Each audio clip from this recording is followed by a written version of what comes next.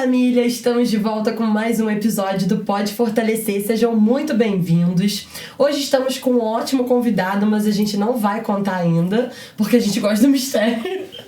E como nossos bastidores, a nossa produção tava falando, não é tão misterioso assim, né, gente? Que o nome está espalhado aí pelo vídeo inteiro. Tem spoiler. Tem vários spoilers, mas a gente ainda faz o mistério. Antes da gente começar, eu quero agradecer os nossos patrocinadores que nos apoiam, que estão sempre com a gente. Primeiro, começar com Bliss Hotel e CPP Material de Construção, que nos emprestou essas belas poltronas onde estamos sentadas. Então, muito obrigada. A gente mega recomenda vocês a visitarem o hotel, passarem um dia. Vale a pena. Café da manhã de hotel, piscininha. E lá é um luxo, né, gente? E a CPP, caso você já tenha sua casa, goste do conforto da sua casa, não queira se deslocar até o hotel, vai na CPP, compra aqueles móveis, reforma a casa e tá tudo 10. É isso aí, Carol. E como vocês sabem, a gente tá aqui no estúdio Som para Rock. Quem é de Vassoura sabe que fica na Rua da Feira, o estúdio do Paulista. Todo mundo conhece você por Paulista, né, Paulista? O ancião. Não vou nem falar o nome verdadeiro para deixar aí ainda mais um suspense ainda maior. E se vocês quiserem saber sobre horários, fazer agendamentos, orçamentos, vocês já sabem. Procura aqui na caixinha de descrição que a nossa querida Voz do Além vai deixar todos os contatos, as redes sociais do Paulista para vocês entrarem em contato com ele. Isso aí. E agora vamos apresentar Vamos ao que interessa, né? O nosso convidado é o Eugênio Reis. Ele é astrônomo, né, Eugênio? Seja bem-vindo. Obrigada por você ter aceitado o convite, por estar aqui com a gente, Eugênio. E você hoje é astrônomo, mas pelo que você contou já pra gente, deu um spoiler aí, nem sempre... Você já atuou até como fotógrafo, né? Conta um pouquinho, então, dessa história. Bom, primeiro, muito obrigado pelo convite. Pra mim é uma honra estar aqui, conversando com vocês. Eu comecei minha carreira mesmo profissional como fotógrafo. Né? A gente está falando na década de 80, quando eu tinha aí uns meus 20 anos de idade. E na época ainda não existia nem sombra de máquina fotografia digital. Não tinha isso. Era tudo analógico. Nem então, esses celulares, né? Não existia celular, não existia computador portátil. Não tinha nem como ver como a foto ficou, né? Não tinha nem como, nada disso. Então... Mas eu sempre, desde criança, já tinha facilidade de fazer fotos. Eu sempre botava uma câmera na minha mão para fazer as fotos da família, das festas, porque as minhas fotos ficavam melhores que as dos outros. Então eu fui treinando já o meu olhar para foto e um dia comprei um equipamento profissional com lentes, com tudo mais. Montei um estúdio lá no Rio de Janeiro, onde eu moro. Quer dizer, ainda é na casa da minha mãe, mas eu desmontei um banheiro que ficava nos fundos e montei um estúdio fotográfico para revelação e ampliação. Então eu fazia todo o processo. Eu fotografava, depois revelava os filmes e depois ampliava as fotos. Tudo preto e branco, que era mais fácil. Mas de verdade trabalho mesmo. Colorido Aquelas câmeras escuras. Isso, aquela luz vermelha. Luz vermelha era a minha... Eu trocava rapidamente o dia pela noite, passava a madrugada no laboratório, botava som, ouvia música e ficava... Só ia dormir quando o sol estava nascendo, mas o trabalho todo pronto. Boa. E eu fiquei assim, nessa vida, por mais de 10 anos. Fotografando principalmente peças de teatro para divulgação, shows. E é interessante porque quando você tem um número limitado de fotos para fazer, que os filmes era assim. Você tinha 36 fotos para fazer, por filme. Né? Só isso, 36 fotos. E não tinha essa. Quer dizer, algumas máquinas, a minha tinha o motor, que podia fazer foto em sequência. Entendi. Mas aí o filme acabava mais rápido ainda. Sim. Se eu fosse fazer uma foto em sequência. E não tinha como trocar rapidamente. Você tem que rebobinar o filme, abrir atrás, tirar o cartucho, botar outro, botar o filme, fechar, rebobinar. Dava trabalho. Então fazer isso durante o show... Você tá falando provavelmente são as câmeras profissionais, né? Não, mas eu lembro muito daquelas câmeras portáteis, né, que a gente usava e era a mesma coisa, né? Tinha que tirar o filme, algumas facilitavam com cartuchinho, né? Você abria, botava um cartucho e fechava. Depois abria, tirava o cartucho e botava outro. Esse era um rolo de filme que era desenrolado, depois você tinha que reenrolar. Nossa! Muito bom. E como você tem um número limitado de fotos para fazer, você tem que ficar o tempo inteiro tendo certeza do que você está fazendo. Porque quando você está com o celular, agora você faz 300 fotos. Você mete o dedo lá. Você pode fazer quantas fotos você quiser. Depois você vai escolher qual que fica melhor. Com a foto analógica, não. Você fica o tempo inteiro assim, faço ou não faço, faço ou não faço, faço ou não faço. Boa, faço. Aí quando você faz, você tem certeza que fez a foto e fica legal. Bom. Depois você tinha que ir pro estúdio, né? Aí eu revelava esse filme, aí você tinha... Eu trabalhava, eu mesmo preparava os químicos, material químico, revelador, fixador, esse tipo de coisa. Aí revelava os filmes, deixava lavando, secando. No dia seguinte eu já tinha o filme seco, podia olhar o que tinha saído e começar a ampliar as fotos. Sim. Ou então a gente fazia uma folha de contato. Você pegava o filme e botava em cima de uma folha de papel fotográfico, iluminava e o negativo ficava positivo na folha e a pessoa olhava aquelas fotos como se fosse olhar o Google Fotos agora você olhava uma folha. Nossa. E eu fiquei muito tempo como fotógrafo, nem cheguei 10 anos depois, já estava começando a caminhar a fotografia digital, estava começando a aparecer, mas eram muito caras, os equipamentos eram muito caros e a qualidade também era ainda, estava no começo ainda. Sim. Dessas câmeras. Eu cheguei a trabalhar com câmera, pra vocês terem uma ideia, a primeira câmera digital que eu trabalhei usava disquete. Nossa. Sabe aqueles disquetinhos pequenininhos? Eu não queria saber não, porque parece que eu já estou envelhecendo. Eu andava com uns 20 disquetes em cada bolso. Nossa. Caramba. E dependendo da qualidade da imagem que você queria fazer, o disquete cabia 8 fotos. Então eu já cheguei a fotografar um show com máquina com disquete. Botava o disquete, fazia a foto e tinha que esperar gravar. Zzz, aí gravava na foto. É uma loucura. Mas funcionava. E era tipo aquele disquete de computador mesmo? Era disquete de computador. Mas eu achava que o disquete não comportasse foto.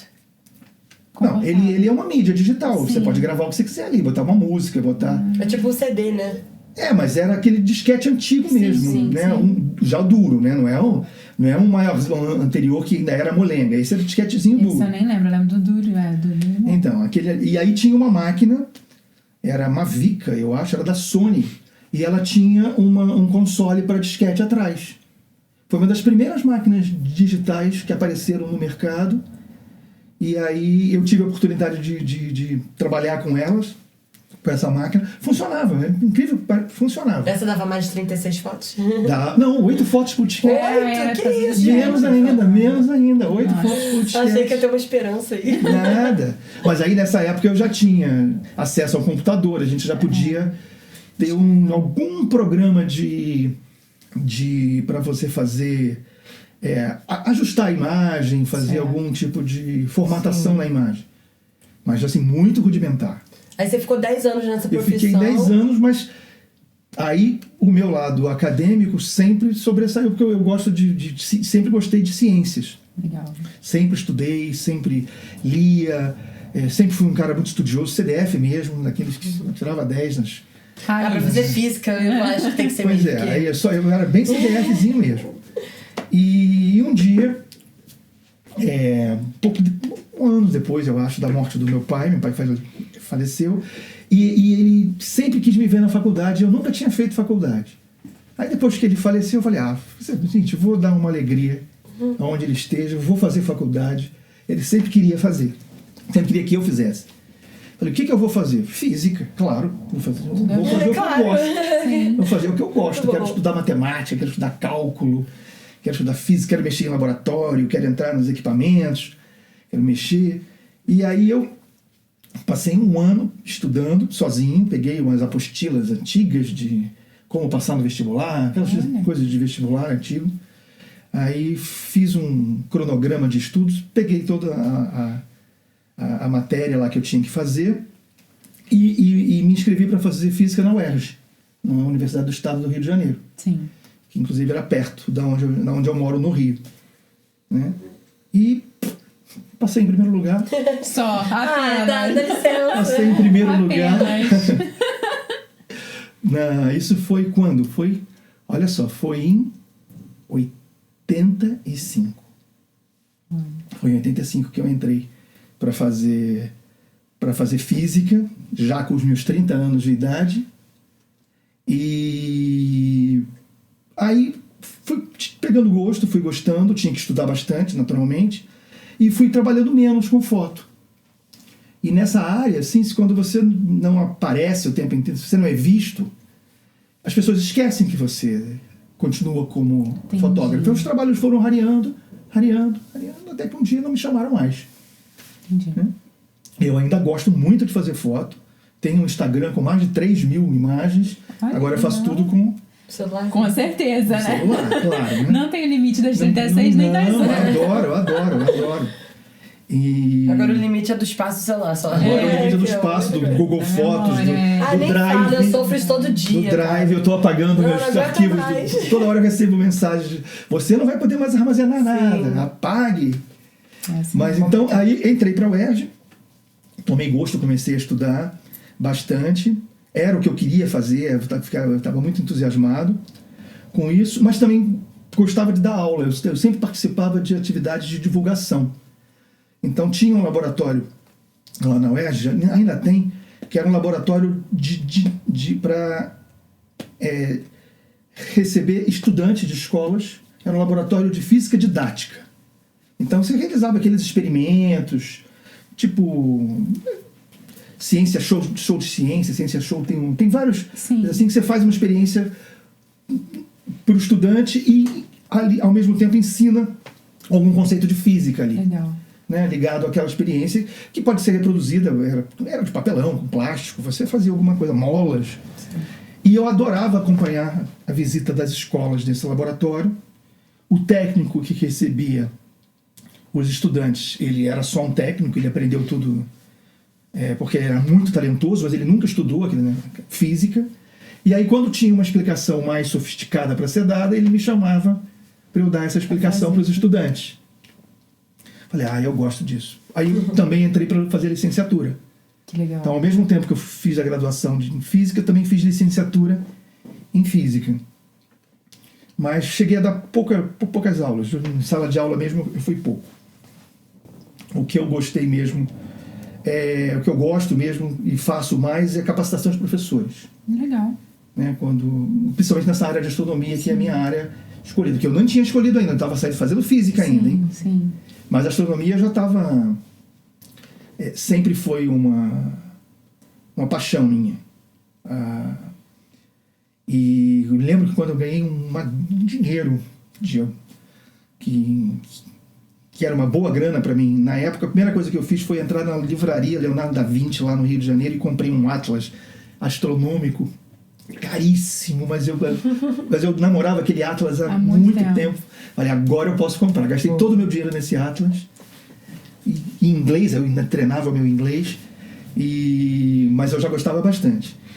Quando eu estava terminando a graduação, já tinha terminado a graduação, estava fazendo só as últimas cadeiras da licenciatura ainda, porque eu comecei com uma defasagem, então eu me graduei antes e licenciatura ainda tinha mais 1 ou 2 semestres ainda.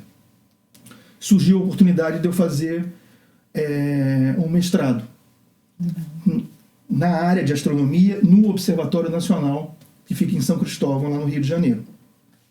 É o mesmo Observatório Nacional que tem aqui em Vassouras o Observatório Magnético de Vassouras. Sim. Ele é quem faz o gerenciamento desse observatório aqui, que aliás é o observatório mais longevo do mundo em termos de dados. Né? É um laboratório que tem mais de 100 anos de idade e até hoje está produzindo dados de medição do campo magnético da Terra.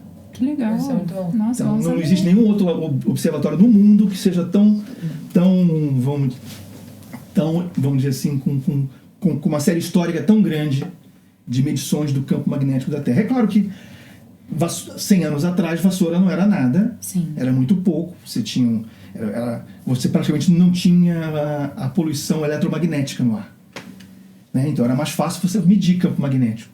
Agora a cidade cresceu em volta do observatório, ele continua isolado ali no Madruga, mas você tem toda a poluição eletromagnética em volta. Você tem rádio, você tem ferro, você tem os smartphones, você tem tudo. Então os dados são mais ruidosos, vamos dizer assim. Mas eles continuam fazendo umas medidas. Tem uma máquina lá, um magnetômetro que faz a medida. Ele fica numa casa totalmente de madeira, sem nada de ferro. Não tem prego, não tem nada, porque não pode chegar perto do equipamento, porque vai interferir na medida. Você não pode entrar com um relógio, não pode entrar com nada. Assim, é muito legal. Vale a pena. Vale a pena. Gente, eu nasci aqui e nunca fui lá. Nunca vi. Eles que eu não é sei fechado também, né? Não, eventualmente eles abrem para fazer visita, principalmente quando você tem um evento como Semana Nacional de Ciência e Tecnologia. Sim. Que já tem alguns anos, normalmente é em outubro que ela cai. E aí esses institutos de ciência ligados ao Ministério abrem as portas para receber escolas, para receber visitas. Sim. Normalmente o Observatório Magnético também abre para receber. Eles fizeram um centrinho de recepção de estudantes lá, um mini museu com os equipamentos, então eles recebem. Vale a pena. Legal. Vocês ficarem atentas quando... Vamos combinar o rolezinho da gente. Pois é. A gente ir no... Pois é, não. Foi bom você ter falado, porque assim, é praticamente do lado da minha casa. Ela é vizinha Eu sou vizinha praticamente do observatório. Eu vou atravessar a cidade pra ir lá e a gente vai. Eu tô morando ali bem pertinho também. Se eu der 3 passos, eu caio dentro do observatório. Pois é, então. Vamos... Já arranjamos um programa. Já temos o nosso compromisso de algum dia. A gente vai ver um dia e vamos. Fui lá fazer a visita no observatório, me encantei com o projeto, porque era um projeto ligado à astronomia, mas astronomia instrumental, que era o que eu gostava. Eu não gostava dessa astronomia só teórica, né? Porque tem umas coisas muito pesadas mesmo, uma matemática muito pesada, assim, e eu não gostava muito dessa área. Eu queria a área mais prática. Certo. Sempre foi a minha área, sempre gostei de laboratório. Então, esse projeto era um projeto de astronomia instrumental e eles tinham um equipamento lá, ainda tem, mas já está parado há muitos anos, chamado astrolábio, que eles usavam para medir o diâmetro do Sol. Na verdade, não é o diâmetro, mas as variações, pequenas variações do diâmetro do Sol. Então, tinha uma pesquisadora lá que todos os dias abria o equipamento, fazia medidas do Sol de manhã, fazia medidas do Sol à tarde, e isso ia gerando uma série de medidas que depois de alguns anos você pode ver se o Sol teve pequenas variações. É claro que isso tudo é muito ruidoso. E tem não vou falar que é boato porque eu não sei, né, gente? Mas falam que o Sol está diminuindo conforme passar dos anos. Isso pode ser verídico? Não, o Sol não está diminuindo. Então, por favor. Não. Ele vai ser estável ainda por alguns bilhões de anos. Não se preocupe com isso. Mas não tem alguma coisa do pessoal... As teorias da conspiração? Não tô falando que pessoas, têm conhecimento, né? Mas alguém fala. O que está acontecendo com o Sol paulatinamente não é o tamanho dele que está aumentando, é o brilho. Mas é muito, muito lento. Mas está aumentando. Porque isso vem das transformações lá no interior, das transformações termonucleares do interior do Sol. Porque lá no interior do Sol você está transformando hidrogênio em hélio. Então você tem 4 partículas que se transformam em uma. 4 hidrogênios se transformam em um hélio. Então você está diminuindo o número de partículas no interior do Sol. Isso dá para entender. E se o número de partículas diminui, a pressão diminui. E se a pressão diminui, a gravidade do Sol ganha e o núcleo começa a ficar mais apertadinho e ele começa as reações aumentam e ele começa a brilhar mais. Um pouco mais. É como se estivesse sofrendo pressão? Não, a pressão faz com que as reações aumentem. E aí isso reflete, depois de muito tempo, no brilho do Sol, aumentando. Mas ele aumenta muito pouco. Mas daqui a 1 bilhão de anos, aí a vida na Terra está inviável. Porque ele vai estar tão brilhante, não é tão brilhante, mas brilhante o suficiente para os mares evaporarem.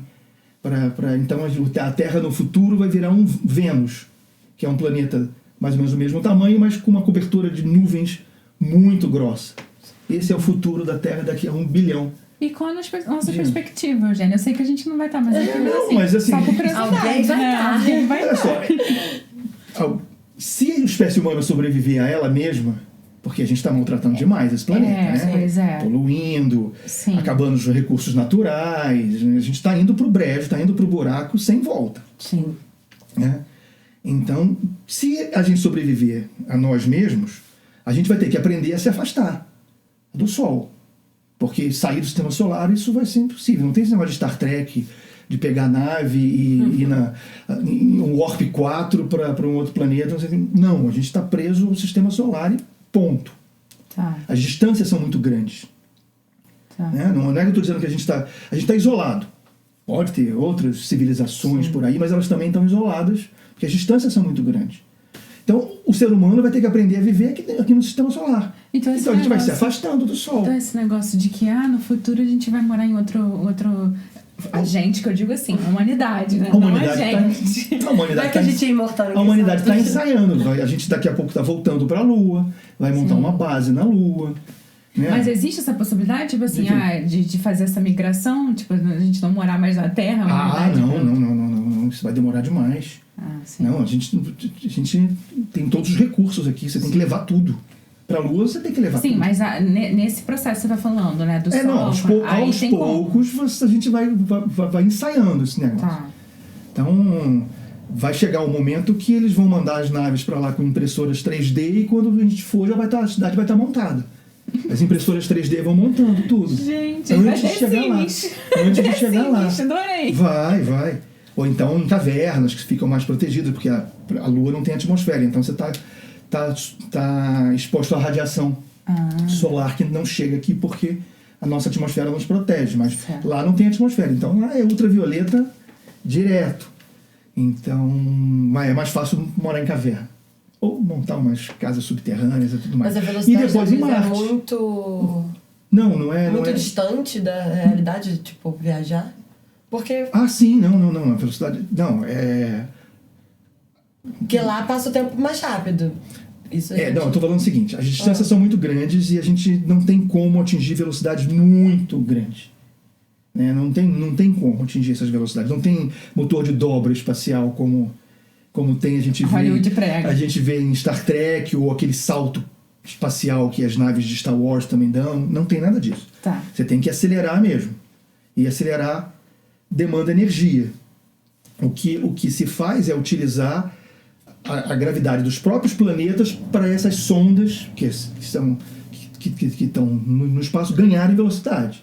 Tá. Você põe elas no foguete, o foguete dá a velocidade inicial para elas, e você mira de um jeito que ela vai passar perto de Marte e vai ganhar uma velocidadezinha. Depois, isso vai jogar para Júpiter, e vai passar perto de Júpiter e ganha mais um pouquinho de velocidade. Entendi. E assim vai.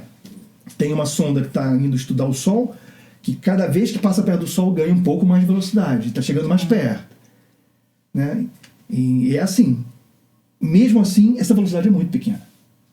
Então, demoraria milhões de anos para a gente chegar na estrela mais próxima, que está a 4 anos-luz de distância, que é a mais próxima. Sim. Então, é inviável. Tá. Então, a gente vai colonizar mesmo o sistema solar. Sim. Vai começar pela Lua, depois vai para Marte, e tem as luas de Júpiter, que são também, algumas luas são propícias. Europa parece que é uma lua que tem um oceano congelado, mas parece que o oceano está líquido no interior. Então existem algumas possibilidades. Tem esperança, vamos dizer assim. Não, a humanidade não. A humanidade não. alguma coisa, porque a partir do momento que a gente sair da Terra, a humanidade vai sofrer mutações, porque nós somos como somos porque evoluímos nesse ambiente. Com uma atmosfera de pressão, no nível do mar, com essa luz, com essa radiação, com essa gravidade. Sim. Tira isso e algumas partes do nosso corpo perdem função. Os astronautas na estação espacial precisam ficar fazendo exercícios o tempo todo porque os ossos não têm mais como sustentar, não precisam mais sustentar o peso do organismo. Então eles começam a sofrer osteoporose. Nossa. Porque não precisa, está flutuando. Faz sentido. Dentro da estação. Então, ou eles estão dormindo, ou trabalhando muito, ou fazendo exercício. Eles não podem parar de fazer exercício. O coração não precisa bombear com tanta força para jogar o sangue para o cérebro. Nossa. Ali está tudo com aparente falta de gravidade. Né? Aparente falta de gravidade. Então, a partir do momento que a gente sair, uma outra espécie vai surgir. Sim. Né? Vão ser os lunáticos lá, vai ser a espécie humana da Lua, numa gravidade menor. O corpo vai se modificar naturalmente. Tá. Numa estação espacial também. Então, algum futuro a humanidade vai ter, mas não vai ser assim como conhecemos hoje. Não, exatamente, não como conhecemos hoje. Mas tem esperanças. Interessante. Voltando para a astronomia. Por favor, vamos lá. Para mim, a astronomia. A curiosidade é grande, por favor. Então, eu fui fazer esse mestrado nesse instrumento. E aí, então, comecei a estudar o Sol. Comecei a me especializar mais em estudar o Sol. Comecei a fazer um doutorado nessa área, mas aí ficou... Como eu queria uma coisa mais instrumental, eu não me dei muito bem no doutorado, porque aí era uma matemática mais pesada mesmo. Sim. Não que eu se eu estudasse, eu não conseguiria, claro. Mas, assim, tinha muita computação, tinha muito programa de computação, tinha que programar muito, tinha que estudar uma matemática muito pesada. E pelo que você falou, era uma coisa que você não gostava. E era uma coisa que eu não gostava. Eu queria mesmo trabalhar com divulgação de ciências e com alguma coisa instrumental. Aí eu interrompi, não dei continuidade a esse doutorado. Aí, nessa época, eu já estava dando aula na Universidade Estácio de Sá. Já era professor de lá. E resolvi trocar. Mas aí o pessoal lá do observatório não quis me abandonar, não me deixou. Aí eles estavam com um projeto de construção de um outro instrumento para substituir aqueles que eles estavam usando lá, que já estava muito ultrapassado. Né? Ele usava... A gente tinha que garimpar em sucata de computadores para poder consertar os computadores, porque não tinha mais as placas não eram mais fabricadas. O computador era tão antigo que a gente tinha que encontrar um outro antigo para poder voltar aquele para funcionar. Não tinha, quando tinha algum problema. Não tinha como. Não tinha como. Então eles fizeram um projeto para a construção de um outro instrumento e me chamaram para fazer parte desse projeto com uma bolsa de estudos. E aí eu voltei para o observatório nesse projeto. Aí a gente acabou construindo um instrumento chamado heliômetro. Na verdade, o instrumento não é novo. O instrumento já tem 300 anos de idade. Mas a ideia do heliômetro é você dividir a imagem em duas, por algum método qualquer. Você pode pegar a lente, cortar o meio e deslocar a lente. Você pode cortar o espelho. Onde um telescópio vê uma imagem, o heliômetro vê duas. E a ideia era você deslocar a imagem do Sol, fazer duas imagens do Sol, ficar uma do lado da outra, e você medir só um intervalinho entre essas duas imagens. Em vez de você medir o Sol inteiro, de ponta a ponta, você desloca o Sol, faz um outro Sol do lado, é o mesmo Sol, com uma distância muito pequenininha entre elas. Você sabe quanto você deslocou essa imagem, então você só mede essa diferença aqui. Legal. Essa diferença dá o diâmetro que você quer medir. E a gente construiu alguns protótipos, depois ganhamos um financiamento da FINEP para construir o heliômetro de verdade. E aí a gente construiu, eu ajudei a construir, está lá ainda no observatório, ficou trabalhando por uns 10 anos, medindo lá, medindo o Sol, um tubo de fibra de carbono. Aí sim a câmera era um CCD, a gente montou todo um programa de leitura dessas imagens do Sol. Mas esse era um projeto de longa duração mesmo, porque o Sol é muito ruidoso. Você está vendo algo muito brilhante com uma atmosfera te atrapalhando inteira, te tremeluzindo, porque a atmosfera está quente. Então você faz uma medida muito ruidosa. Você quer medir um negócio desse tamanho e o ruído é maior do que a tua medida. Então como é que você vai achar a sua informação dentro do ruído? Você faz uma série muito longa. Como o ruído é aleatório, às vezes ele está para mais, às vezes ele está para menos. Quando você soma, o ruído vai tendendo a desaparecer, porque ele é aleatório. O que sobra é só a informação que você quer. Mas você precisa de muitas medidas. Muitas medidas. Mas acabou que a equipe também foi aposentando, os pesquisadores foram se aposentando e o instrumento acabou ficando sem ninguém para utilizar, porque assim que eu acabei, a gente montou esse instrumento, eu voltei para o doutorado, mas aí eu já tinha mudado de ideia, voltei para a geofísica, Queria fazer... É bom, né? Ir para todas as áreas um pouco, criar um pouco de conhecimento. Na verdade... Aí depois você une tudo. Na verdade, eu fiquei numa fronteira ali entre geofísica e astronomia, porque eu consegui unir as medidas do Sol com as variações do Sol com o campo magnético, com algumas variações que eram medidas pela geofísica. E já trabalhava bastante com divulgação já, porque todos esses eventos de divulgação, Semana Nacional de Ciência e Tecnologia, Semanas de Astronomia, qualquer tipo, eu era chamado para participar, indo junto com o pessoal do observatório, para ficar nos estandes apresentando as pesquisas do Observatório Nacional. E claro, fazendo, às vezes, observação astronômica quando dava, a gente levava um telescópio, mostrava para os estudantes, mostrava o Sol também para os estudantes. Nisso, o pessoal do Museu de Astronomia e Ciências Afins, que eu também já conhecia desses eventos, estava precisando de um astrônomo na coordenação de educação. E aí eu recebi então um convite para ir para a coordenação de educação, ser o astrônomo do museu, para fazer esse atendimento ao público, atendimento no final de semana, observação do céu nos finais de semana com as lunetas. Então ainda fiquei um bom ano, entrei em 2010 já, aí já estamos em 2010. Aí eu fiquei como astrônomo até em 2013, na coordenação de educação, quando o coordenador de educação foi convidado para ir para Brasília, ocupar um cargo no Ministério, e me chamou para ficar no lugar dele. Aí em 2013, então, eu entrei para o Museu de Astronomia como coordenador de Educação e Ciências, para desenvolver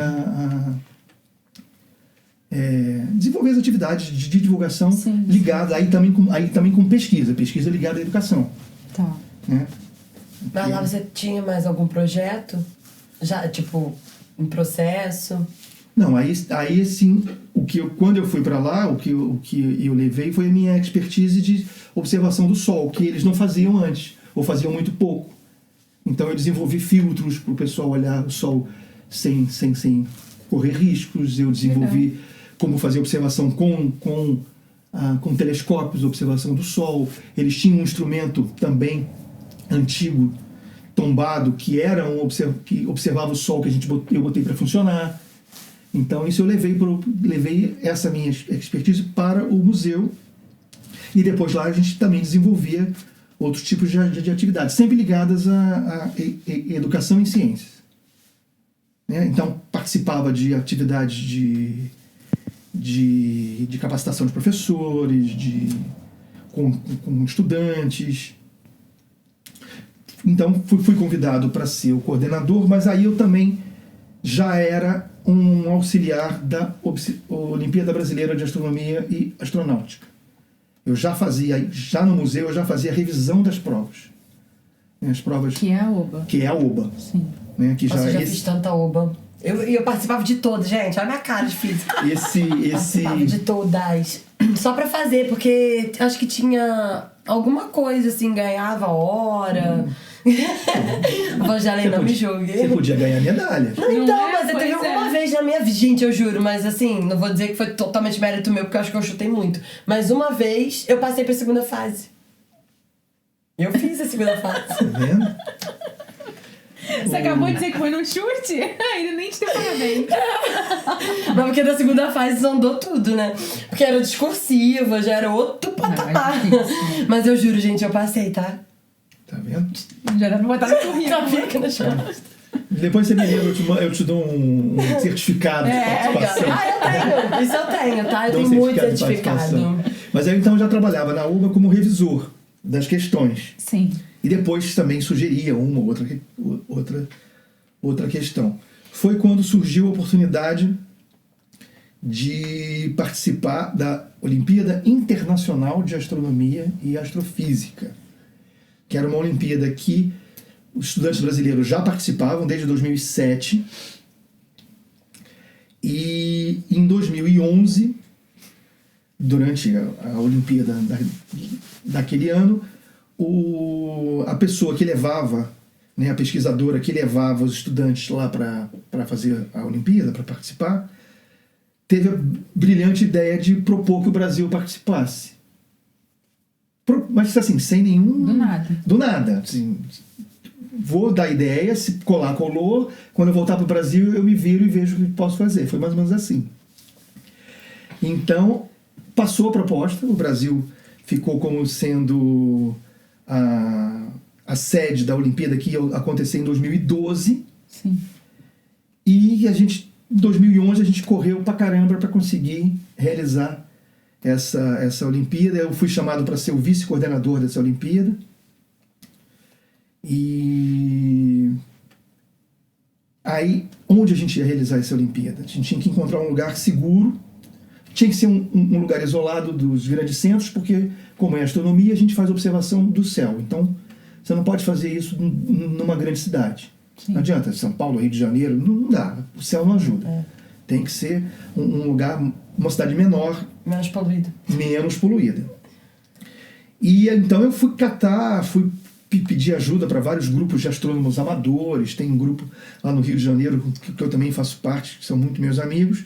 E um dia, numa reunião, comentei sobre isso e falei, olha, eu conheço um cara, um astrônomo amador, em Vassouras, professor Leonardo, que pode te ajudar. Eu nem conhecia o Leonardo ainda. Hoje nós somos grandes amigos. Aí a gente ligou pro Leonardo, olha só, a ideia é essa. Vem para cá. Vem pra cá que eu tenho algumas ideias, posso mostrar a região pra vocês. Nossa, imagina a felicidade que eu acho que ele foi seu professor também, né? Quem? Acho que ele foi professor de todo mundo. Né? O Léo foi um professor, inclusive encontrei. E ele adora falar que já fez chorar metade de todo mundo, da sala, da vida. Ele tem uma história, eu vou ter que chamar o Léo aqui pra ele contar essa história. Eu ando com ele por aí, ele foi meu aluno. Ele conta que no Santos Anjos, ele... Um dia chegando, eu saí da prova, tava esperando ele no portão, assim, com a lágrima cheia de vontade de chorar. Eu não sei direito a história, porque ele que sabe contar. Mas eu sei que alguma coisa que eu fui tentar, né, ali, negociar, na manhã, E aí ele só falou assim, se fudeu, tá ligado? Ele sempre foi assim, ignorante. Então, mas eu acho, imagino quando ele recebeu essa ligação que ele adora, né? Ele sempre fala. Desafio. E ele também, porque não era só a Olimpíada, né? A ideia não era só trazer a Olimpíada, porque a Olimpíada é um evento fechado, que podia acontecer aqui e ninguém ia ficar sabendo. Só uns malucos falando alguma língua que ninguém ia entender, andando pela cidade, mas ninguém ia saber. Mas então a ideia era montar a Olimpíada, mas fazer com que a cidade que sediasse também vivesse uma semana de astronomia, por exemplo. Sim. E aí marcamos com o Leonardo. Eu era frequentador aqui, não bem de Vassouras, mas de Sacra Família. Sim. Que era onde meus tios tinham casa, tinham duas casas lá, e eram as minhas férias de infância. Férias de meio de ano eu vinha para cá, para Sacra Família.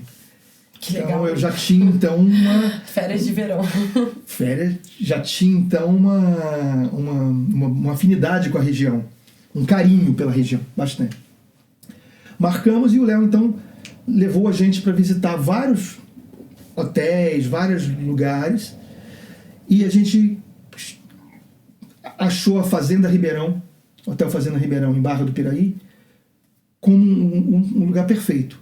Porque a fazenda era grande, tinha como comportar o número de estudantes que a gente ia trazer. O céu, tinha um céu maravilhoso lá. A gente ia fechar mesmo o hotel para isso. E tem uma pista de pouso que a gente podia, que já não é mais usada para isso, mas a gente podia usar para fazer as provas de telescópio e tudo mais. Então escolhemos um lugar para os estudantes ficarem. E ele nos trouxe aqui para Vassouras para a gente ver os hotéis daqui, porque os professores que acompanham esses estudantes têm que ficar separados num outro hotel. Então a gente acabou escolhendo Santa Amália, na entrada de Vassouras, para os líderes, para esses professores ficarem ali, discutirem as provas, discutirem as questões. Depois a equipe de correção de prova também ficou lá. A prova era aplicada no Hotel Fazenda Ribeirão, mas os professores discutiam. Sim, separadamente. Tudo separado lá no Santa Amália. Aí montamos uma estrutura boa lá, tinha a nossa secretaria, porque era uma loucura, você tinha que... Eram quase 30 países participando. Nossa. Cada um com 5 estudantes, ou seja, 150 estudantes, assim, ocupando o hotel que tinham que fazer prova, então a gente tinha que discutir as provas, discutir as questões, imprimir tudo, lacrar e mandar lá para Ribeirão. Então eu ficava entre o Santa Amália e Ribeirão o tempo inteiro, todo dia, apagando incêndios, resolvendo alguns problemas. No início sempre tem problema para resolver, até que a coisa deslancha, mas eu ficava apagando incêndio lá, incêndio cá. Acho que nessa semana eu dormi umas 3 horas por dia só. Nossa! Porque foram 7 dias.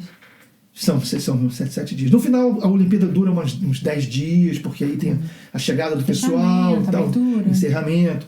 O encerramento foi lá no Rio de Janeiro, no campus do Observatório. Legal. A abertura foi no Planetário da Gávea, também no Rio. Então, os participantes chegavam, foram para o Planetário da Gávea, lá a gente fez a apresentação, teve uma apresentação de um grupo dos indígenas, porque a gente falava de astronomia indígena. Legal. Então, os caras ficaram malucos com um grupo de índios que apareceram. E depois a gente trouxe todo mundo para cá, os meninos e meninas para a Fazenda Ribeirão, e os professores aqui para o Santa Amália. E, ao mesmo tempo, a gente contava com outros parceiros, como o Museu de Astronomia, para fazer as atividades de divulgação aqui na cidade. Então, tinha planetário, a gente trouxe o planetário do próprio museu, tinha planetário também da Fundação CCERJ. A gente foi chamando várias instituições que apresentavam coisas aqui em Vassouras. Então, acho que teve uma exposição de meteoritos, planetário, teve um evento de capacitação de professores, chamado EREA, Encontro Regional de Ensino de Astronomia. A gente fez um aqui durante a Olimpíada com os professores da região.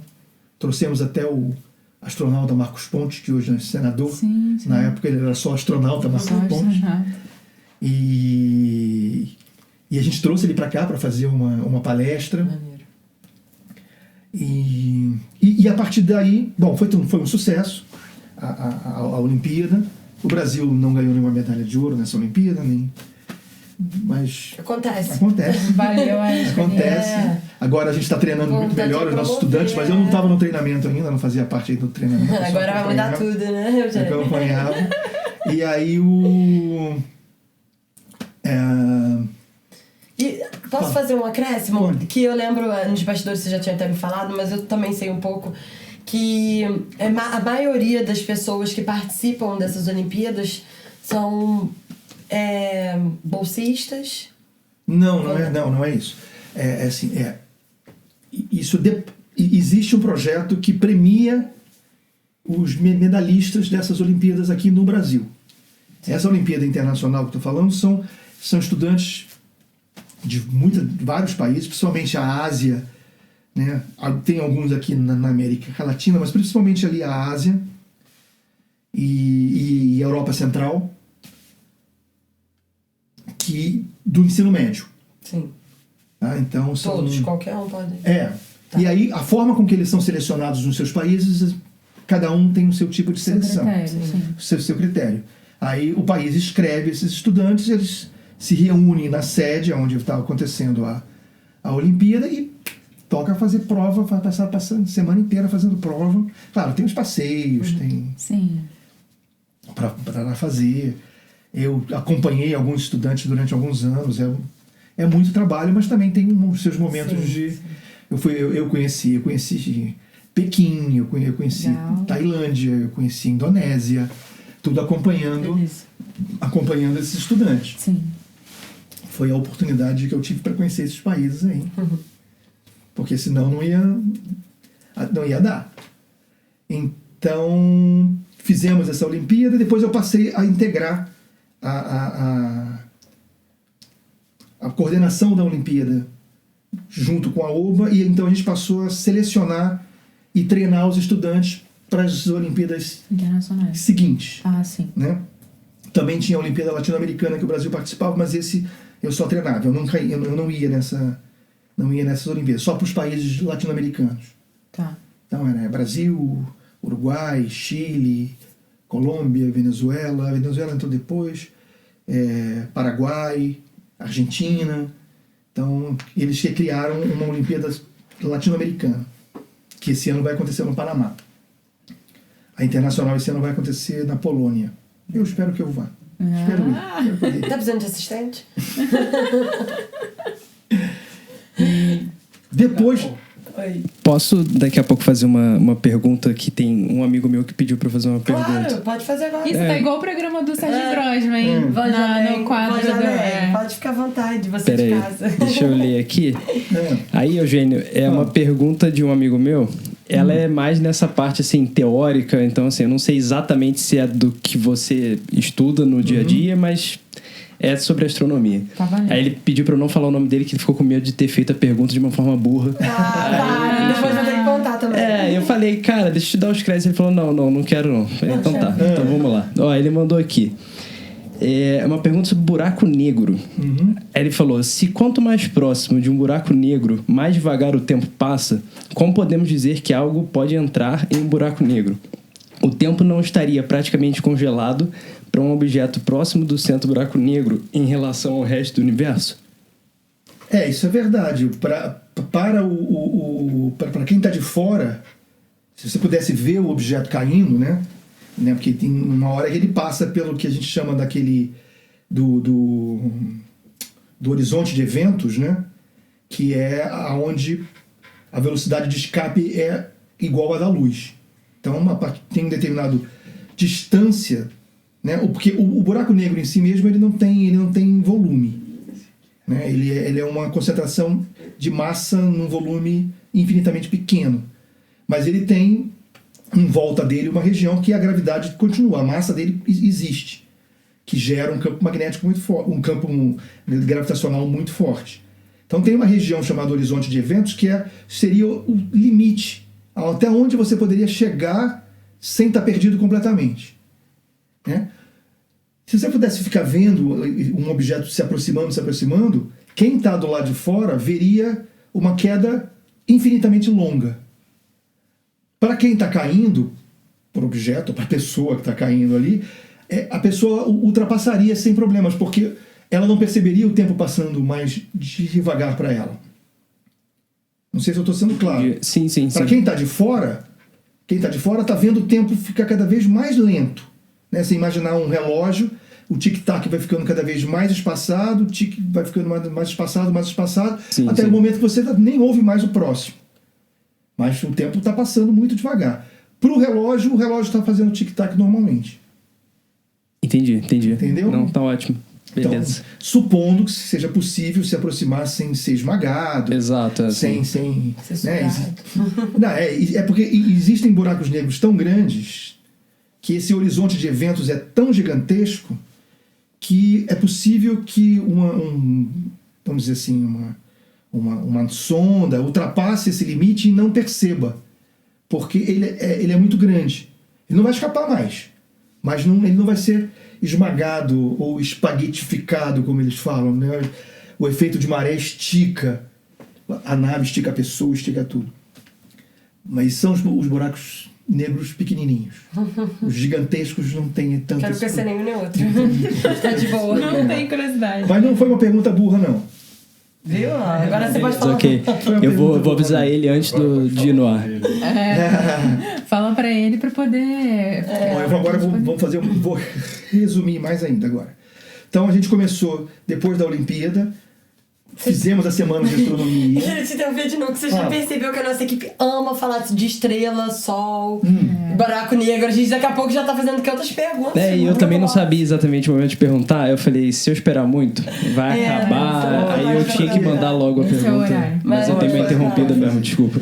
É porque é legal ter a oportunidade de ter alguém que tem conhecimento, estuda sobre, né?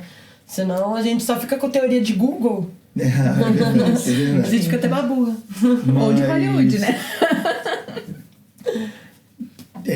Então a gente fez durante a Olimpíada a primeira semana de astronomia de Vassouras e a ideia era continuar fazendo isso, né? Então a gente conseguiu fazer a segunda semana de astronomia. Difícil divulgação, né?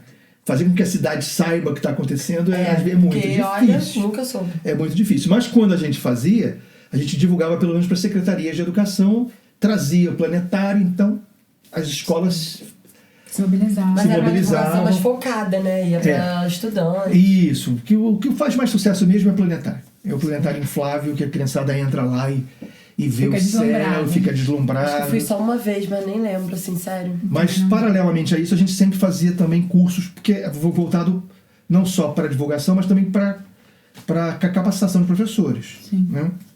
Então, a gente convidava os professores da região para um curso, uma oficina de astronomia, uma oficina de relógio de sol, uma oficina de montagem de alguma coisa, que eles pudessem, inclusive, levar depois para a sala de aula e explicar melhor os conceitos de astronomia. Mas esses professores eram específicos? Não, por exemplo, da região, física? Não, bom, quem dá ciências em escola, totalmente no ensino fundamental, às vezes é pedagogo, às vezes não tem nada a ver com... Não tem física, fez pedagogia. Mas está dando aula de ciências. Sim. Já no ensino médio você pode ter um professor de geografia, você pode ter um professor de física, né? Mas ensino fundamental normalmente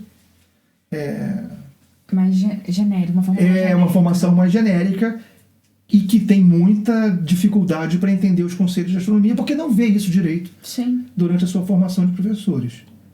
Né? Então esses cursos servem para dar um alento para esses professores que pelo menos alguma explicação eles vão poder dar quando eles morrem de medo que o estudante pergunte alguma coisa que eles não saibam responder, principalmente nessa área de astronomia. Que legal. Então a gente sempre oferecia oficinas para esses professores, para levar. Aí você tinha maquete do sistema solar, sistema Sol, Terra, Lua, com bolas de isopor, esse tipo de coisa. Já passei por essa época. Materializa alguma coisa de astronomia e que dá para explicar.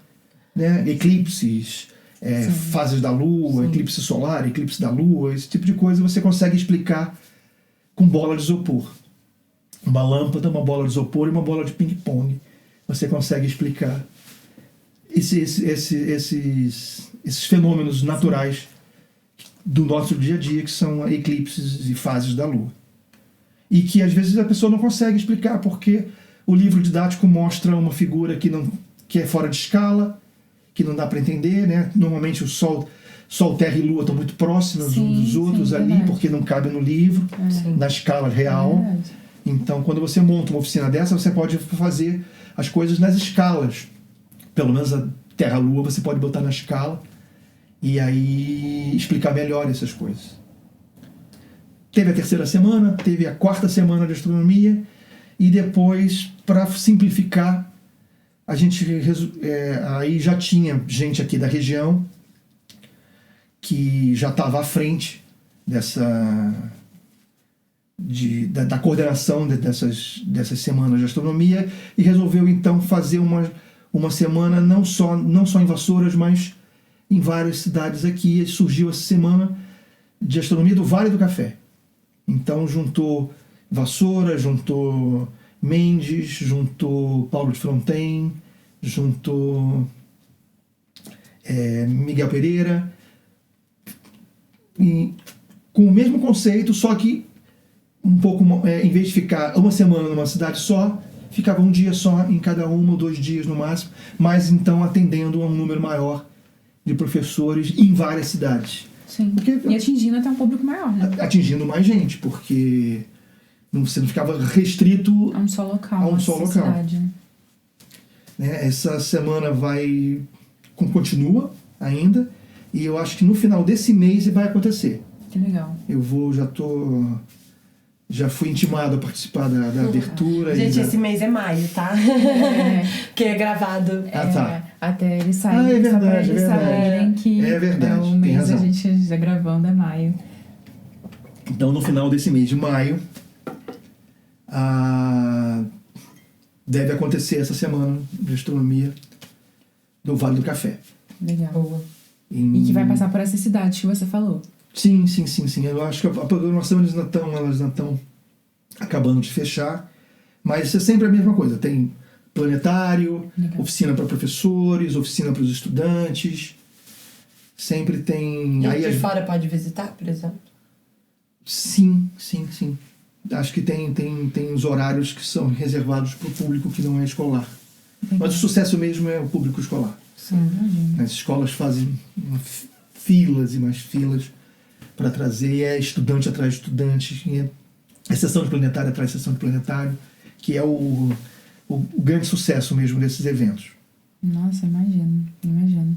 Oi, Eugênio, eu tenho 2 perguntas, assim. O que aconteceu com Plutão, Eugênio? Plutão? Porque assim, uma hora é planeta, daqui a pouco não é mais. Ele foi reclassificado. Mas, então ele não é mais planeta? Não, ele não é mais considerado um planeta. Eles deram um jeito de botar ainda a palavra planeta no nome dele e chamam de planeta anão. Porque aí eles agradaram aos gregos e baianos, né? Quem não queria chamar de planeta e quem queria continuar chamando. Entendi. Né? Então eles deram um jeito de chamar de planeta anão. Então Plutão é um dos planetas anões do sistema. Porque o que estava acontecendo com o avanço da tecnologia, você começou a descobrir esses planetas anões. Né? Tem um planeta anão chamado Ceres, que quando ele foi descoberto, ele é grande, ele é redondo, esférico. Quando ele foi descoberto, ele foi considerado um planeta do cinturão de asteroides, que fica ali entre Marte e Júpiter. Ele é o maior desses asteroides. Mas aí se descobriu que tinham outros asteroides. Ele não estava sozinho. Ele estava no meio de um cinturão de milhares de outras rochas naquele ambiente ali. Então ele foi desclassificado. Ele foi rebaixado para asteroide. Deixou de ser um planeta e foi chamado de asteroide. Quando Plutão foi descoberto, ele foi considerado um planeta. Ele tá lá nos confins do sistema, mas ele está orbitando o Sol, e só estava ele lá. Né? E ele já era meio diferente, porque você tem perto do Sol 4 planetas rochosos pequenos, depois afastado você tem 4 planetas gigantes, gasosos, e de repente apareceu um pequenininho de novo. Ele é pequeno, rochoso, tem uma órbita muito achatada, ele já era bem diferentão. Exótico. Mas foi considerado planeta durante muito tempo. Né? Foi considerado planeta durante muito tempo. Só que com a tecnologia avançando, se descobriu que ele não está sozinho lá. Tem vários como ele por lá. Ele está também num grande cinturão. Só que não era possível observar isso até então. Agora, com os grandes telescópios, os grandes observatórios, telescópios espaciais, o James Webb, o Hubble, você consegue olhar melhor aquela região dali e descobriu que ele não está sozinho. Ele é um de muitos que estão naquela região. Olha, não sabia Aí disso. eles criaram uma classificação planetária. Porque o que estava acontecendo? Cada planeta desse, cada objeto desse que era descoberto, teria que ser considerado um planeta. E aí os planetas do sistema solar só iam aumentar em número. O pessoal, não, peraí, vamos inventar umas regrinhas aqui, vamos limitar isso aí, o que a gente descobrir agora, a gente chama de outra coisa. Sim. Então o planeta tem que ser grande o suficiente para ele ser redondo, para a gravidade fazer ele ficar esférico. Ele tem que orbitar o Sol. Até aí Plutão está passando no teste, mas ele tem que estar sozinho na sua órbita, ou no máximo com as suas luas, e não no meio de muitas coisas. Aí Plutão sai fora, porque ele não está sozinho lá. Gabarito. Não está sozinho. Não foi isso que aconteceu. Mas ele está lá direitinho, bonitinho, continua lá. E não está sozinho. Não está sozinho, ele tem 5 satélites. Então. Ele tem 5 satélites, está lá. A sonda passou por lá, fez umas imagens belíssimas dele agora. Continua. Mas não é planeta, é um planeta anão. Eu quero ouvir sua outra pergunta, vai. Que eu gosto dessas perguntas. Você gosta? Tá gostando das perguntas? Não, então, sabe, esse negócio de... Eu não sei se isso é mais das gerações passadas, né? A minha mãe sempre fala que a minha avó ficava vendo na televisão que aqui foi na Lua nada, isso daí é tudo montado, né? Por que as pessoas, né, têm essa... Lógico, né? Antigamente a gente não tinha tanta tecnologia, era uma coisa nova, então isso criou um impacto muito grande na humanidade da época, né? Mas, traga as provas, agora é o seu momento, Eugênio. Traga as provas de que sim, gente, não foi montado, o homem foi à Lua. Você tem orbitando a Lua um satélite que está fotografando todos os objetos que foram deixados lá, as cápsulas, o Jeep que ficou lá, tá tudo lá, o rastro do Jeep, tá tudo lá, as fotos agora prova. Daqui a gente não consegue ver, porque é muito distante, essas coisas são muito pequenininhas. Sim. Mas se tem um satélite orbitando a Lua e fotografando, ele consegue ver. Então você encontra na internet várias fotos já com os objetos lá. que foram deixados pelas diversas missões que foram até lá. Mas a prova, antes disso, a prova mais cabal que o homem foi lá é que eles deixaram um espelho lá. Um espelho que reflete a luz, reflete um laser que é jogado daqui da Terra na direção da Lua, para medir justamente a distância entre a Terra e a Lua. Você mede o tempo que esse laser demora para sair da Terra, bater no espelho e voltar. Você mede o tempo e você consegue saber precisamente a distância entre as superfícies daqui. O espelho está lá e reflete. Se não tivesse lá, não refletiria esse laser. Eles não pegariam de volta poucos fótons que voltam, mas voltam, e eles conseguem medir. E com isso a gente sabe que a Lua está se afastando uns 4 centímetros por ano de nós. E por quê? Por que ela tá triste com a gente? O que tá acontecendo? Ninguém tá triste. Não, é porque o sistema tá se ajustando, o sistema Terra-Lua. A Lua exerce o efeito de maré na Terra, a gente sabe disso, mas a Terra também exerce efeito de maré na Lua. E esse efeito de maré na Lua foi mais forte, mais intenso, fazendo com que a Lua acabasse sincronizando a sua rotação. Então ela gira em torno da Terra na mesma velocidade que ela gira em torno dela mesma. Então a gente vê sempre a mesma face da Lua. Bilhões de anos atrás, a Lua tinha uns giros e você via outras faces. Você via o outro lado. O que agora a gente chama de lado oculto. A Lua gira. A gente não via nada porque não tinha seres humanos aqui. Mas a Lua não estava com a sua rotação sincronizada. Tá. O mesmo efeito que fez com que ela sincronizasse a rotação está acontecendo na Terra, de maneira um pouco mais lenta.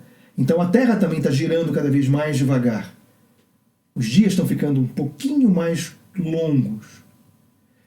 Vai chegar um momento, num futuro muito distante, que a Terra e a Lua também vão sincronizar. Uma vai ficar olhando sempre para a outra.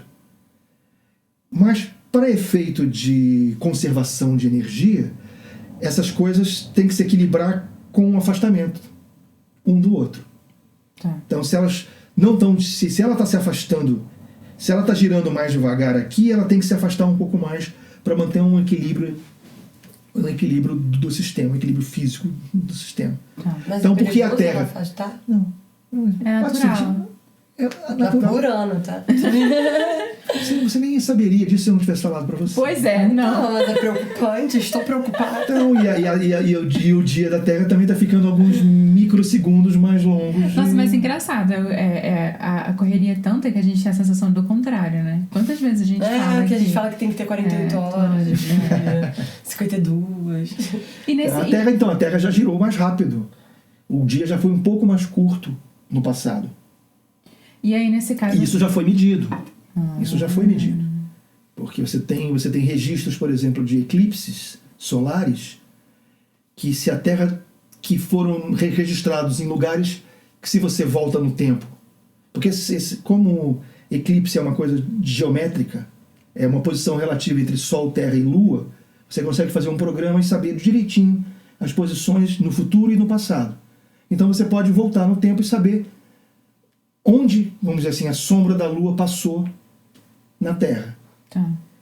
E a sombra passou num lugar que não podia ter passado, a não ser que a Terra girasse um pouquinho mais rápido no passado. Isso eu estou falando de registros lá dos chineses, que já faziam esses registros há séculos. Tá. Né? Tem alguns registros. E parece que tem, sim, alguns registros de onde eles não poderiam ter visto aquele eclipse. Porque o eclipse a sombra da Lua é muito pequena, né? Uma região muito pequenininha. Ela tem só, acho que 300 quilômetros só de comprimento. Então, só por onde a sombra passa é que você vê o eclipse. Fora disso, você não vê. É uma região muito pequenininha. É da Terra. Com a Terra girando um pouco mais rápido no passado, um pouquinho só mais, esse eclipse caiu num lugar que não teria caído se tivesse os 24 horas de dia que a gente tem agora. Mas existe, por exemplo, a possibilidade no futuro, pelo que você está falando, né? Se ela está mais... Agora ela está mais devagar, né? Mas é uma coisa muito ínfima. A gente está falando ela de vai ficar mais devagar. Ela está girando mais devagar. Sim. Mas isso é uma coisa tão ínfima que... É pequena, né? Mas se consegue medir. Sim. Né? Porque hoje você tem relógios atômicos muito precisos. Então você consegue medir o tempo com uma precisão muito grande. Mas conforme isso vai acontecendo, assim, já ao ponto de pode se tornar significativo ao ponto da gente... Não. A gente está falando de coisas de milhões no futuro. Ah, tá. Aí a gente entra... Não. Aí a gente entra de novo quem é que vai estar lá no futuro para perceber isso. Tá, entendi. As baratas que vão herdar o planeta. Quando a gente Eu já ouvi que eram as formigas. As baratas têm mais expectativas, então. As formigas são em números maiores, mas elas são muito pequenininhas, né? Entendi. Elas podem herdar aí a terra. As duas. A barata precisa comer, Vamos né? Então. escutar, né? Vamos fazer isso. Tem mais uma pergunta pro Eugênio? Eu posso voltar para minha historinha? Pode, pode voltar. Vocês podem fazer isso. Eu achei que você tivesse finalizado. Não, é que eu vou chegar num ponto que eu vou dizer que a gente já fez uma Olimpíada aqui de novo, em 2021. E a gente quer fazer essa Olimpíada de novo no ano que vem aqui. Sim. Em 2021, a gente estava ainda com a pandemia, né, da Covid-19. A Olimpíada Internacional ela foi organizada pela Colômbia, que, poxa, fez tudo muito bonito para a gente ir para a Colômbia fazer a Olimpíada lá, só que foi impossível, porque assim, era impossível, né? Você ter tinha muita gente morrendo o tempo inteiro, foi triste, né? Um período bastante triste. Mas eles não deixaram de fazer a Olimpíada, e isso foi em 2021. Mas a Olimpíada, então, foi virtual, né? Os estudantes tinham que se reunir ainda no mesmo lugar, né? Isso também já foi presencial. Eles tinham que estar presencialmente em algum lugar, junto com os seus acompanhantes. E os líderes tinham que estar em outro lugar. Aí podia estar em qualquer lugar, mas os estudantes tinham que estar presencialmente juntos em algum lugar. E aí, quem que a gente escolheu? Trouxemos para Vassouras, novamente. Mas aí então já tinha o patrocinador de vocês na área, já tinha o Bliss Hotel, aqui em 2021, que ofereceu para a gente uma internet de altíssima velocidade. Que legal. Que era necessário para a realização dessas provas virtuais. Né? A gente ficava o tempo inteiro em contato com a Colômbia e com o mundo. Sim. Né? E aí trouxemos os estudantes para cá e eles realizaram então a Olimpíada de 2021 aqui em Vassouras, no Bliss. Boa. E lá o espaço é ótimo, né? Foi perfeito. Mas aí, foi com todas as medidas de segurança sanitária, as coisas todas que na época a gente tinha mesmo que seguir. Eu já estava morando aqui em Vassouras e participei da Olimpíada da minha casa. Aí eu tinha que olhar as provas, tinha que corrigir questão, esse tipo de coisa. Mas eu não podia ter contato com eles lá. Uma vez que eles vieram para cá, eles tinham que ficar só com os acompanhantes deles aqui. Entendi. E surgiu agora, no começo do ano, no final do ano passado, a ideia de trazer de novo a Olimpíada para cá. E aí tem o apoio da direção lá do Observatório Nacional para isso. E aí a minha função aqui é percorrer agora os espaços, a Universidade de Vassouras. Agora a gente tem a Universidade de Vassouras mais forte aqui, tem um centro de convenções que é... Nossa, de convenção é maravilhoso e agora comporta muito mais. Quando a gente fez em condições que podia fazer aqui. Agora a gente tem condições muito melhores. Sim. Então eu quero levar essa proposta lá para a universidade, quero levar lá para o centro de convenções e para ver se a gente levar para a prefeitura, fazer, olha, a gente pode fazer um evento internacional aqui. Sim, mobilizar a cidade toda. Mobilizar, e a gente faz de novo a Semana de Astronomia, a gente chama todo mundo.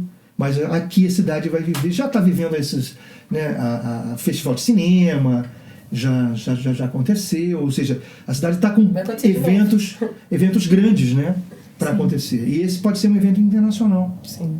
Aqui eu espero conseguir convencê-los a...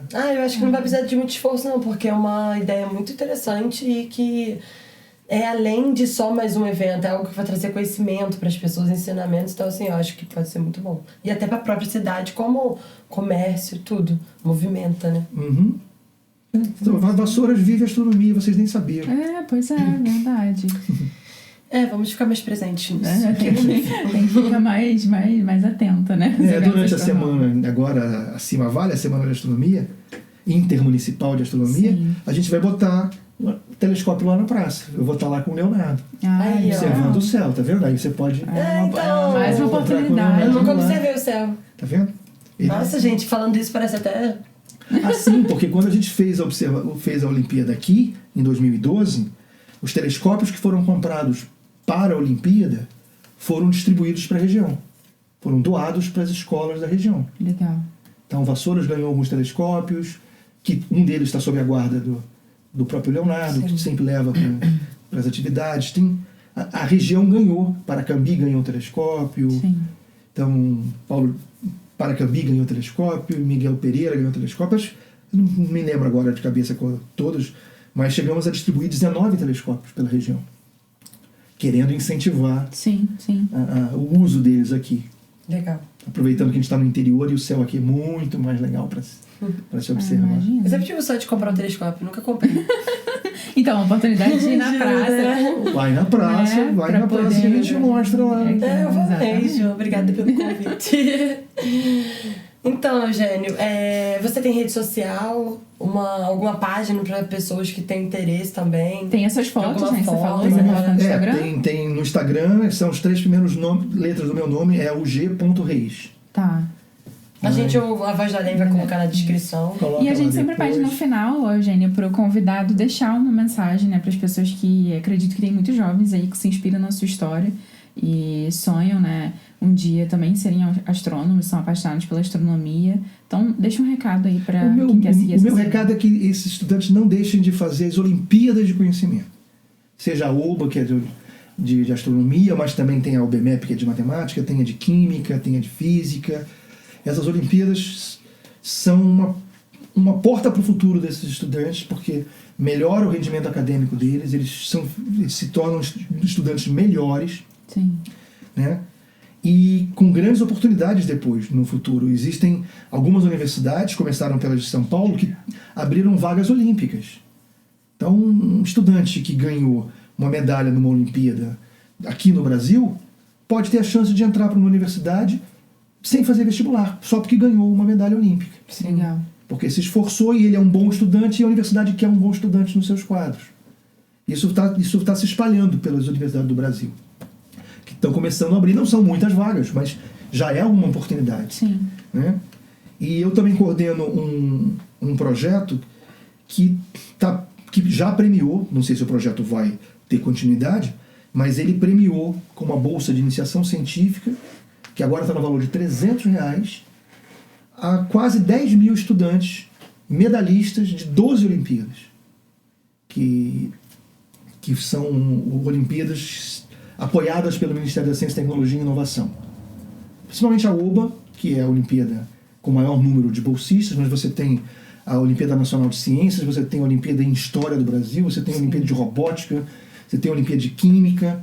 São bolsistas de várias Olimpíadas, cujas famílias são beneficiárias do então Auxílio Brasil, que agora voltou a se chamar Bolsa Família, ou seja, são estudantes de famílias com dificuldades, porque precisam de que o governo os ajude até para comprar comida. Sim. Mas mesmo assim, são estudantes que conseguiram ganhar uma medalha numa Olimpíada, mesmo sendo de uma escola rural, né, com uma grande dificuldade para ir para a escola, mas participou de uma Olimpíada e ganhou uma medalha. Aí, para esse estudante, o governo está pagando R$300 por mês como prêmio. Né? Um prêmio não. É um prêmio, mas também um incentivo. Olha, continue estudando. Vale a pena continuar estudando. Você já ganhou esse prêmio aí, continue estudando que a sua vida vai melhorar. Não tem saída. Nenhum país saiu do buraco sem investimento maciço em educação. Verdade. E a gente está devendo muito. Né? A nossa educação é muito precária. Sim. Nossos estudantes estão cada vez mais sabendo menos.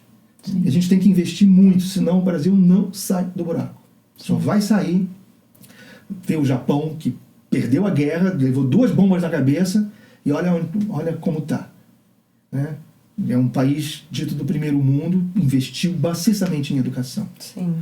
Coreia investiu maciçamente em educação. Tem aqueles países ali asiáticos que tiveram um histórico de miséria danado, né? E que deram a volta porque investiram em educação.